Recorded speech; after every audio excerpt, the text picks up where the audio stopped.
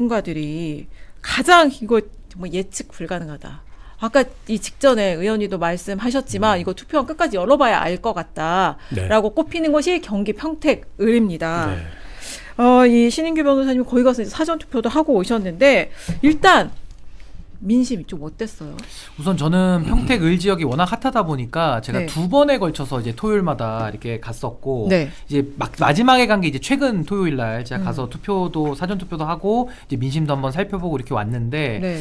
일단 평택을 자체는 선거구상 그 특수성이 있어서 굉장히 넓고 또 그날 기온도 높고 햇빛도 따갑고 이래서 이거는 뭐 외부 활동이 불가능할 정도로 진짜 햇볕이 따가웠어요. 그러다 보니까 정말 한 분 한 분 뵈면은 반가운 그런 네. 심정에 대신에 이제 그 유세차가 주행 거리는 굉장히 많았던 거죠. 많이 돌아다니고 했던 이제 그런 기억이 좀 나고 또 농업생태원이라는 데도 같이 가서 또 거기는 이제 피크닉 위주로 가족분들이 또 많이 나오셨더라고요. 그래서 가서 또 인사도 드리고 또 저녁에 이제 해지고 나서는 이제 상가나 또 이제 이런 술집 같은 데도 들어가서 또 시간 보내시는 분들께 이렇게 소개하는 이제 이런 시간을 제가 거쳐서 한 밤 11시까지 거의 그렇게 하고 왔거든요. 네. 쭉 만나 뵈니까 그래도 민주당에 대해서 확실히 이재명 정부에 대한 기대감이 높고 네. 또 민주당 후보인 이제 김용남 후보에 대한 그 반응도 굉장히 좋았다는 말씀드리고 한 10분 중에 제 기억엔 한 7분 정도 한 70% 정도의 확률로 잘 받아주시고 또 반응도 좋은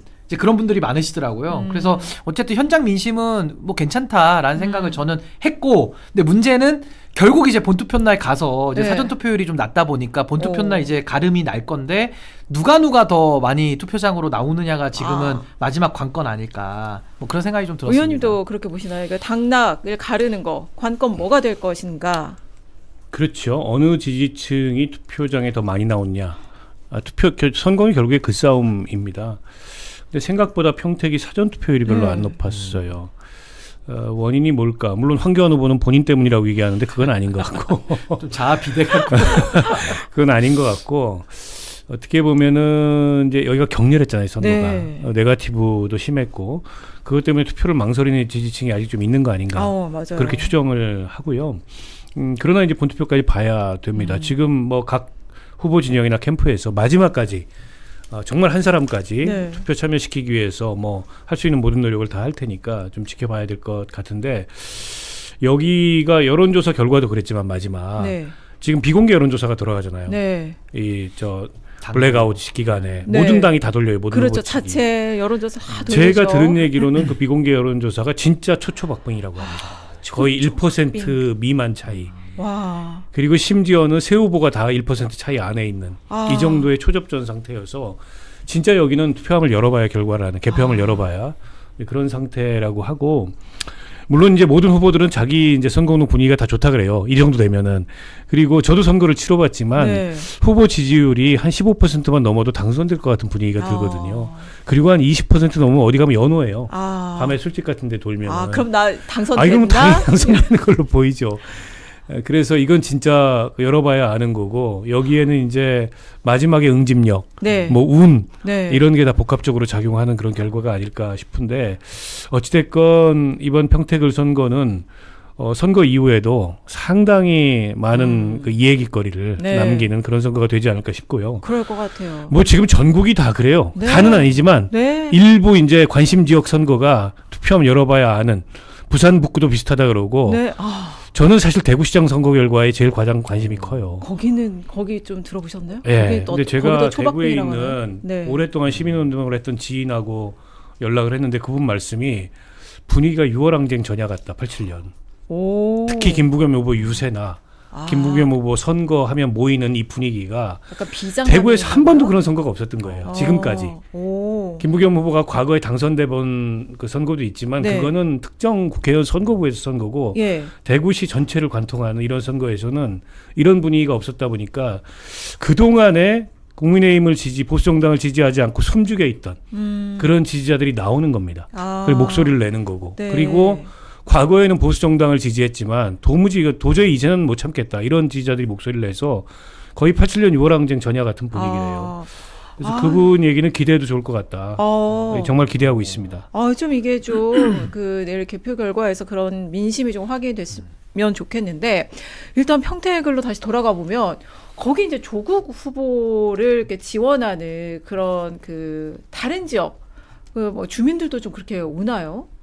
아무래도 이제 조국 후보는 대선 주자로 분류가 되고 네. 또 폭넓은 팬층을 전국 단위로 갖고 있기 때문에 네. 아마 이제 외지에서도 또 많은 응원을 보내기 위해서 모이는 건 맞는 것 같아요. 그거는 뭐 비견한 예로 한동훈 후보도 마찬가지거든요. 네. 그러니까 그런 식의 좀 비슷한 면이 있는 것 같고 저는 근데 그 사전 투표율이 왜 평택이 좀 낮은가 네. 제가 이제 좀 가보니까 조금 나름의 분석이 좀 되는 게 네. 일단 원래 평택은 투표율이 낮다고 합니다. 네, 맞아요. 원래 낮은 것도 있어요. 네. 근데 이상하잖아요. 아니 이번처럼 이렇게 평택이 무슨 정치 1번지처럼 핫 플레이스가 됐으면 투표율이 올라갈 법도 한데 안 올라가니까 이제 의아한 건데 제가 딱 가 보니까 투표를 할 형편이 잘 안 돼요. 그러니까 무슨 말이냐면 하도 넓고 차를 운전해서 그 행정주민센터까지 가야 되는 면이 진짜요? 분명히 있으니까 아마 그런 교통의 좀 불편함 때문에 뭐 금요일 같은 경우 이제 다 직장생활 하시는 분들 많으실 테니까 네. 시간 내서 갔다 오기가 쉽지는 않을 거고 그런 지정학적 분명히 있을 요인이 겁니다. 있고. 제가 가보니까 알겠어요. 그 토요일 날도 쉬어야 되는데 굳이 내가 또 토요일 날 나가가지고 이 더운 때양볕에 한 표를 또 하러 간다는 것도 약간 고민거리일 거라서 일단 사전투표율은 좀 낮았지 않나라는 생각이 네. 들고 또 하나는 하도 조국 혁신당에서 네거티브를 세게 하다 보니까 유권자들 입장에서 또 정치성 논란도 많이 일으켰잖아요. 네. 의아한 거죠. 이런 식의 초식의 선거는 처음 본다. 음. 그리고 그럼 진짜 김용남 후보가 문제 있는 사람이야? 이제 이런 식의 의구심을 만드는 데까지 전 조국 혁신당이 성공했다고 저는 봐요. 끝까지 고민하게 만드는. 그렇죠. 그러니까 마음을 못 정해서 또 못 나온 것도 분명히 있다라고 저는 보는데, 근데 결론은요. 전 본투표장 가면 네. 마음을 이제 오늘 밤에는 다 정하실 거 아니겠습니까? 네. 그러면 뭐 그 이틀 3일 사이에 뭐 더 진전된 것도 없고 뭐 민주당스러움을 조국 혁신당 후보가 말하는 것도 정말 기괴하고 하다 보니까 저는 결국 내일이 되면 경기도지사 그리고 평택시장 쭉 줄투표 하다 보면은 저는 김용남 후보에게 표가 더 많이 간다고 생각이 들고 또 하나는 중도에 계신 분들도 많이 나오실 텐데 네. 그분들은 아무래도 이재명 정부 응원해서 나오는 분들이 많으세요. 네. 그럼 조국 혁신당 쪽으로는 갈 표가 많이 없을 거다라는 생각이 전 들기 때문에 아마 본투표는 예년처럼 저는 나올 거라는 생각이 들기 때문에 아마 내일이 가장 중요한 날이 되지 않을까 그런 생각이 듭니다. 그리고 고덕동 거기에 이제 30대 남성이 굉장히 많이 사는데 네. 특히 평택 을 지역이 30대의 투표율이 30%대래요. 그러니까 5, 6, 70대에 비하면 거의 절반 수준. 이번은 좀 다를 수도 있죠. 네. 왜냐하면 조국 후보가 30대를 네거티브하게 자극하는 게 있잖아요. 네. 포지티브하게 안 자극하는 좋죠. 게 아니고 네, 민심이. 2030 여론이 굉장히 안 좋아요. 그렇죠. 조국 후보나 조국 혁신당에 대해서는 그게 이제 투표 동기가 될 수도 있어요. 아. 30대들에게. 그러나 그렇게 이제 투표율이 계속 낮은 거는 바람직한 모습이 아니죠. 그래서 이번에 어떻게 보면은 좀 투표율을 제고시키기 위한 그런 캠페인들 같은 거를 정당들이 좀 초점을 맞췄어야 되는데 여기서 너무 이게 조국혁신당하고 민주당하고 네. 신경전을 막판에 세게 하는 바람에 네. 그런 메시지가 효과적으로 좀 전달이 안 된 것 같고 마지막에 주고받는 말들을 보면 네, 뭐 오물 이게 등장하고 막 통합이 사이코패스 될까? 나오고. 선거 네. 이후에 뭐 양당 다 통합이라는 방향을 부정하지는 않고 있는데 네. 제가 보기에는 후유증이 상당히 클 것 같아요. 그 이렇게 되면 사실 특히 이제 처음에 네거티브 공세를 심하게 시작을 한 게 조국 혁신당이기 때문에 조국 후보가 이거 당선이 돼도 본인한테 좀 후유증이 나올 것 같고 패배를 하면 또 패배했으니까 또 그럴 것 같은데 좀 어떻게 보세요? 이번 선거에 당락에 상관없이 조국 후보 혹은 이제 다른 후보들까지 생각을 해보면 어떤 좀 상처, 후유증 남길 걸로 보시는지. 근데 저는 이번 조국혁신당의 캠페인에 대해서는 좀 제가 아까 기괴하다라는 이야기를 썼는데 네. 정체성을 가지고 그러니까 심지어 이거는 삼지대에서 쓰지 않는 방법이잖아요. 예를 들면 이준석 후보가 개혁신당에서 당선될 때도 4번 개혁신당 기호 들고 나왔는데 본인이 국민의힘스럽다라고 하면서 표를 가져간 게 아니에요. 오히려 국민의힘을 비판하면서 우리는 국민의힘과 다르다라고 해가지고 삼지대표가 몰려서 당선이 된 건데 조국혁신당은 뭐 중도는 뭐 원래 우리 표밭이 아니니까 오로지 민주당 표만 갉아먹으면은 당선될 수 있겠다라는 나름의 정말 희한한 전략을 세우고 나온 게 분명하지 않습니까? 그러다 보니까 민주당 내부에 정말 핵폭탄, 분열의 핵폭탄이 떨어졌고 이건 누가 뭐라고 해도 조국혁신당에서 쏜 핵폭탄이거든요. 그렇기 때문에 이 뒷수습 하기가 매우 어렵다. 그러면 조국 후보 입장에서는요. 뭐 만에 하나 이겨도 네. 잘 이겨야 되는데 이건 정말 지저분한 방식으로 이기게 된 것이 되기 때문에 네. 별로 이건 인정받지 못할 승리가 될 것이고 만약에 지면 네. 지더라도 잘 져야 되는데 이건 정말 최악의 형태로 진 경우가 될 거거든요. 그럼 합당하고 연결짓더라도 조국 후보가 배지 달았습니다. 13번째 의원이 되는 거예요. 그러면 민주당 입장에서 이런 치졸하고 저열한 방식을 써가지고 이겼는데 구성원들이 합당을 받아들일까요? 합당이 더 안 되겠죠. 그리고 만약에 졌습니다. 그럼 원외로 이제 원내대표로 남아서 아마 조국 후보는 상당한 이제 대권 가도에도 영향을 받을 텐데 그러면은 당 지지율도 1%에다가 현재 대선 주자 1인데 지역구 선거도 못 이기는 정치인의 정당과 왜 합칩니까? 합칠 실익이 없어지는 거거든요. 그러니까 뭐로 봐도 이제 합당은 스스로 조국혁신당이 걷어찬 격이 돼버렸기 때문에 전 이제 정치적 공간은 조국 후보는 이번 선거 이후로는 굉장히 협소해졌다라고 저는 생각합니다. 의원님 어떻게 보세요? 일단 선거 승패가 중요하겠죠. 네. 그러니까 이게 대한민국 선거에서는 뭐 결과가 좋으면 나머지 또 과정은 미화가 되는 면이 있어요. 일정하게는. 그런데 이제 조국혁신당의 조국 대표가 이기면 그나마 뭐 본인이 통합이든 연대든 어쨌든 목소리를 낼 수 있는 공간이 좀 열릴 텐데 지게 되면은 그러니까 당 전체 타격이 올 거예요. 그러니까 조국혁신당은 저는 유지가 어렵다고 보고요. 아니 왜냐하면 당 대표 이름을 내걸고 정당을 했고 당 대표가 거의 정당의 모든 것인데 근데 나가서 졌어. 네. 그러면 조국혁신당의 나머지 의원들은 조국혁신당 이름 걸고는 어떻게 해도 안 되는 거예요. 총선이 이제 2년밖에 안 남았는데 분해됩니다, 당이.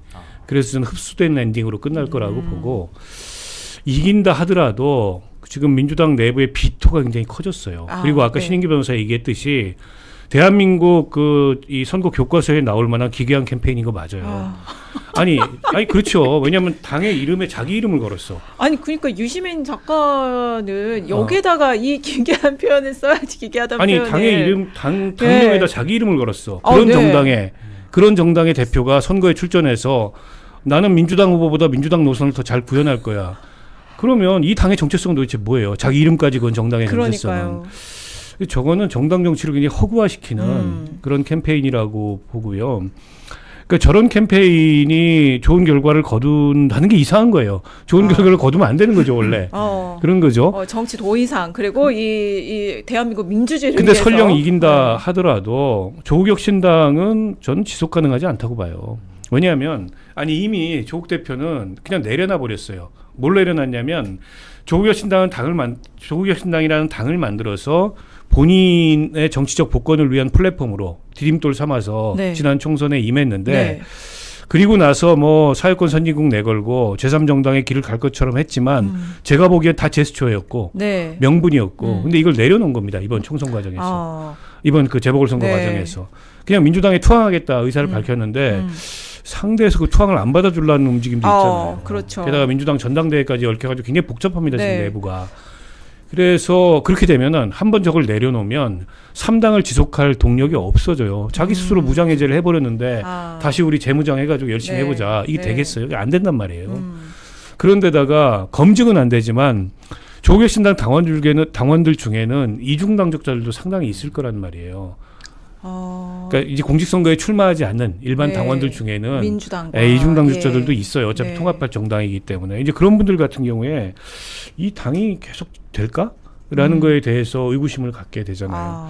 그래서 이래도 저래도 2년 앞에 다가온 총선에 전열을 갖춰서 임하기 굉장히 어려워진 그러니까 공중에 약간 붕 뜨는 그런 상황이 되지 않을까 싶어요. 그리고 선거 방식도 굉장히 저는 간첩스럽다라는 생각이 들어요.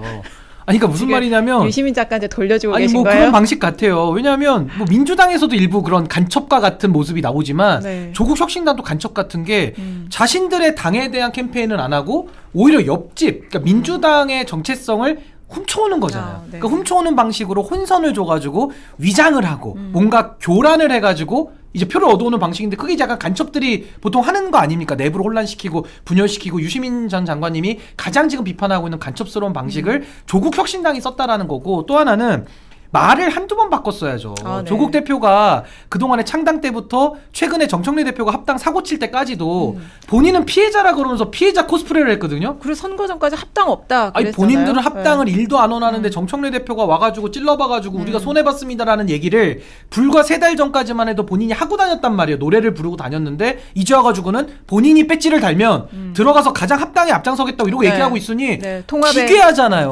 도대체 이분은 3달만 해도 또 말이 바뀌는 건가? 어제의 조국이 오늘의 조국을 혼내는 이런 상황이 되는 거고 또 하나는 이 단일화 생색도 그래요. 아니 본인이 무슨 민주진보 진영의 뭐 단일화를 위해 가지고 후보들을 접었다라고 얘기하는데 이런 단일화 보셨습니까? 아니 선거에 영향을 미치는 단일화여야지 그게 박수 받고 이번에 마치 울산에서 진보당의 김종훈 후보가 내려오는 것처럼 나가면 캐스팅 보터의 역할을 할 수 있는 포션이 나오는데 내려놨을 때 박수를 치는 거지.